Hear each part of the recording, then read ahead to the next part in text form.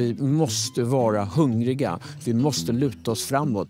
Vi har en tillväxttakt i Sverige som har stannat av. Svenskt näringsliv är just nu ute på nationell tillväxtturné med start här i Göteborg. Men frågan är, vad är det man vill åstadkomma?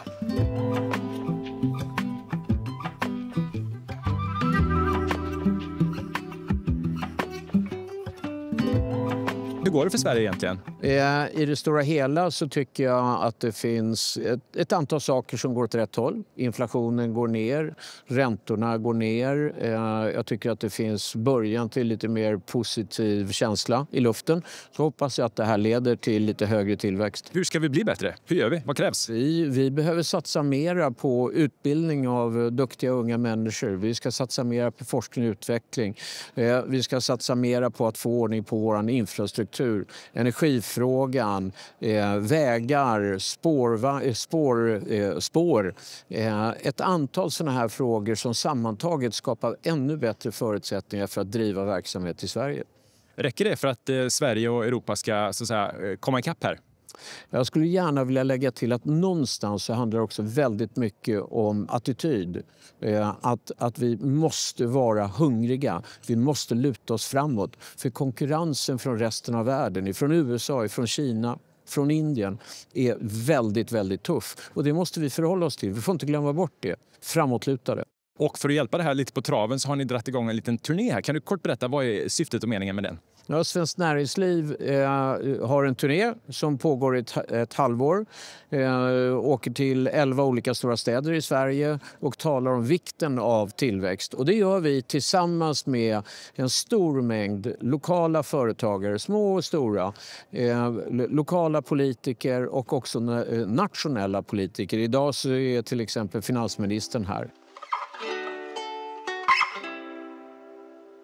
Vi fokuserar mycket på den långsiktiga tillväxten, fattar beslut idag som gör att tillväxten ska vara starkare imorgon men också om 10 och 15 år. Några saker som vi har gjort är skippat matkravet, tagit bort kvittokrånglet, man behöver inte spara kvitton längre till exempel. Det kan låta så små saker men bara det handlar om ungefär 3 miljarder i administrativa kostnader. Så steg för steg vill vi trycka ner regelbördan. Men det tar lite för mycket tid och vi ska fortsätta och öka tempot för det är så viktigt för företagen så att man får använda tiden till rätt saker. Och från företagarperspektiv hör man ofta om till exempelvis regelförenklingar och sådär. Från politikerperspektiv, hur tänker du då? Framförallt att se till att det finns yrkesutbildningar som behövs på arbetsmarknaden. Både på hög nivå, alltså ingenjörsutbildningar och universitetsutbildningar så, men också yrkesutbildningar som kanske är 1-, 2- och 3-åriga som kan möta de behov som kommer att behövas nu men också när man ska bygga den här kärnkraften eller när vi nu ska bygga alla fängelser eller när vi nu ska bygga försvarsmakten väldigt, väldigt stor.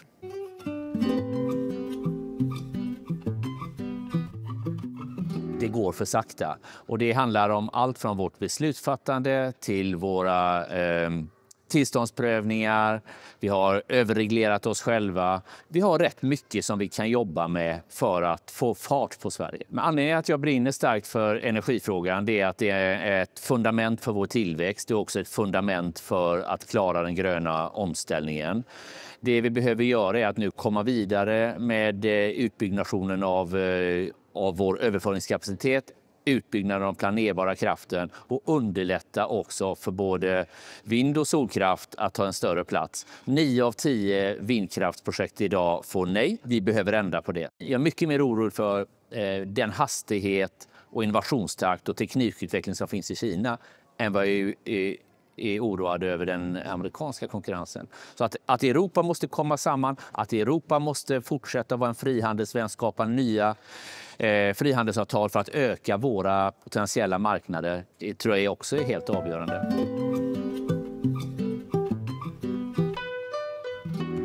Svensk tillväxt har ju avstannat sedan lång tid tillbaka och vi ser också att vi har färre och färre unga växande företag i Sverige. Och det problemet är stort är att vi har tappat tillväxtkraft i Sverige över tid och det är det som behöver åtgärdas. Om vi skulle ha en tillväxttakt på 2,5% istället för Konjunkturinstitutets prognos på 1,8%, bara de närmaste 10 åren så skulle våra BNP då öka med 500 miljarder kronor. Det är ju lika mycket som hela hälso- och sjukvården kostar idag i Sverige.